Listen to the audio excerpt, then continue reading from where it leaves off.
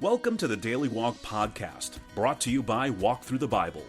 The Daily Walk Podcast is a daily devotional that will guide you on a life-changing journey through the Bible in 1 year. Join us every day to hear the entire Bible in a year, alongside a daily devotional thought that will help bring God's Word alive for you. Today's Daily Walk devotion comes from Job chapters 18 and 19. Bildad continues the seemingly endless debate by painting a horrifying picture of the terror and destruction awaiting the wicked. Job is pained, but he refuses to collapse under the pressure of his counselors turned accusers. Once again, placing the responsibility for his plight on the Lord, Job dwells on the history of his disaster. He has been abandoned by family and friends, servants and spouse, yet in spite of his despair, there is reason to hope. For Job knows that the future holds the promise both of resurrection and his ultimate vindication from wrong. Now let's listen to Job chapters 18 and 19. Job 18. Then Bildad the Shuhite replied, "When will you end these speeches? Be sensible, and then we can talk. Why are we regarded as cattle and considered stupid in your sight? You who tear yourself to pieces in your anger, is the earth to be abandoned for your sake? Or must the rocks be moved from their place? The lamp of a wicked man is snuffed out, the flame of his fire stops burning. The light in his tent becomes dark, the lamp beside him goes out. The vigor of his step is weakened. His own schemes throw him down. His feet thrust him into a net. He wanders into its mesh. A trap seizes him by the heel. A snare holds him fast. A noose is hidden for him on the ground. A trap lies in his path. Terrors startle him on every side and dog his every step. Calamity is hungry for him. Disaster is ready for him when he falls. It eats away parts of his skin. Death's firstborn devours his limbs. He is torn from the security of his tent and marched off to the king of terrors. Fire resides in his tent. Burning sulfur is scattered over his dwelling. His roots dry up below, and his branches wither above. The memory of him perishes from the earth. He has no name in the land. He is driven from light into the realm of darkness and is banished from the world. He has no offspring or descendants among his people, no survivor where once he lived. People of the west are appalled at his fate. Those of the east are seized with horror. Surely such is the dwelling of an evil man.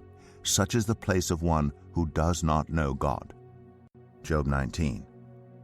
Then Job replied, "How long will you torment me and crush me with words? 10 times now you have reproached me. Shamelessly you attack me. If it is true that I have gone astray, my error remains my concern alone. If indeed you would exalt yourselves above me and use my humiliation against me, then know that God has wronged me and drawn his net around me. Though I cry violence, I get no response. Though I call for help, there is no justice. He has blocked my way so I cannot pass. He has shrouded my paths in darkness. He has stripped me of my honor and removed the crown from my head. He tears me down on every side till I am gone. He uproots my hope like a tree.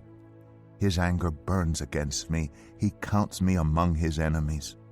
His troops advance in force. They build a siege ramp against me and encamp around my tent.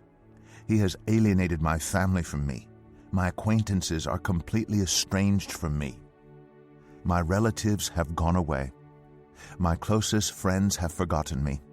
My guests and my female servants count me a foreigner. They look on me as a stranger. I summon my servant, but he does not answer, though I beg him with my own mouth. My breath is offensive to my wife. I am loathsome to my own family. Even the little boys scorn me. When I appear, they ridicule me. All my intimate friends detest me. Those I love have turned against me. I am nothing but skin and bones. I have escaped only by the skin of my teeth. Have pity on me, my friends. Have pity. for the hand of God has struck me. Why do you pursue me as God does? Will you never get enough of my flesh? Oh, that my words were recorded, that they were written on a scroll, that they were inscribed with an iron tool on lead, or engraved in rock forever. I know that my Redeemer lives, and that in the end he will stand on the earth. And after my skin has been destroyed, yet in my flesh I will see God. I myself will see him with my own eyes, I, and not another. How my heart yearns within me.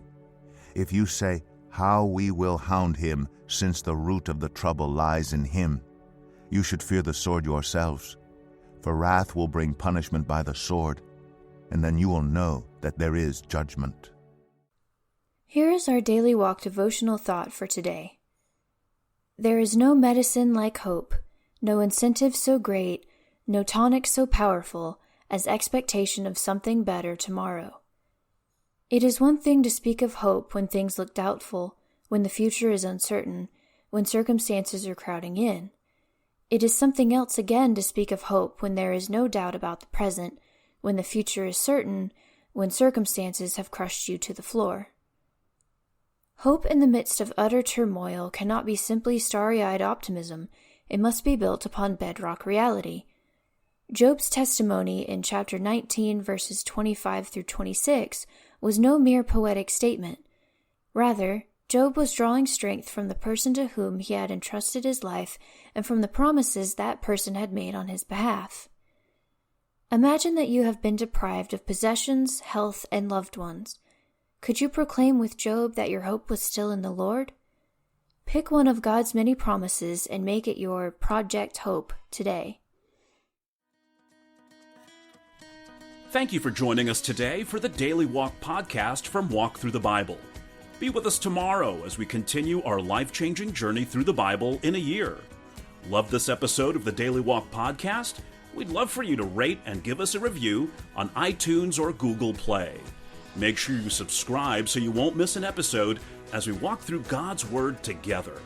For more resources to help you live God's Word, visit walkthru.org. That's WALKTHRU.org. Walk through the Bible. Take a walk, change the world.